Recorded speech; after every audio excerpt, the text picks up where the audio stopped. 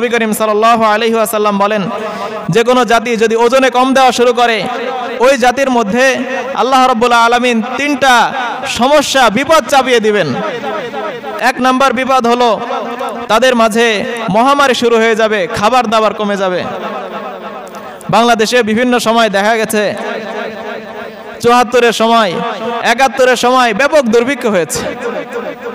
আবার 2 বছর আগে দেশের প্রধানমন্ত্রী সে বলল যে দুর্ভিক্ষ আসতে পারে, কাছাকাছি ছিল। এটা কেন হয়েছে? মানুষ ওজনে কম দেওয়া শুরু করেছে, ব্যাপক পরিমাণ আড়তদারি চলতেছে। আওয়ামী আড়তদারির কারণে আজকে সমাজের যে ওজন শেষ হয়ে গেছে।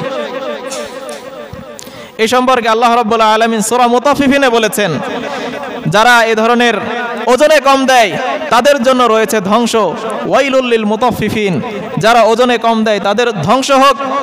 আল্লাযীনা ইযা ক্তালু আলান নাসি ইস্তাওফুন, যারা মানুষের কাছ থেকে যখন ওজন করে নেয়, পুরোপুরি নেয়। ওয়া ইযা কালুহুম আও ওয়াজানুহুম ইখসিরুন, কিন্তু নিজের পক্ষ থেকে যখন মেপে দেয় তখন তারা কম দেয়। এই ধরনের আড়তদারির যে ব্যবসা, মারাত্মক খারাপ ব্যবসা চলতেছে বর্তমানে।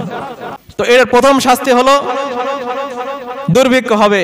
দুর্ভিক্ষ পিছনে দেখা গেছে যখনই আড়তদারি, আওয়ামী আড়তদারি ব্যাপকভাবে শুরু হয়েছে, দুর্ভিক্ষ হয়েছে। দ্বিতীয় বিষয় হলো অশিদ্দাতিল মুনা, দাম বেড়ে যাবে। মাঝে এমন একটা পরিস্থিতি গেল, দাম কত বেশি হয়ে গিয়েছিল, এখন কিছুটা দাম কমেছে, স্বাভাবিক মানুষেরা স্বাভাবিক সবজি কিনে খেতে পারছে। মাঝে সবজির দাম ব্যাপক হয়ে গিয়েছিল। ওয়াজুরিস সুলতানি আলাইহিম, বাদশাহ প্রশাসক তাদের উপর ব্যাপক জুলুম শুরু করবে। জুলুম হচ্ছে, সারা বিশ্বে জুলুম হচ্ছে। বর্তমান মানুষ ইসলামের এই দিক নির্দেশনা না মানার কারণে শেষ হয়ে যাচ্ছে।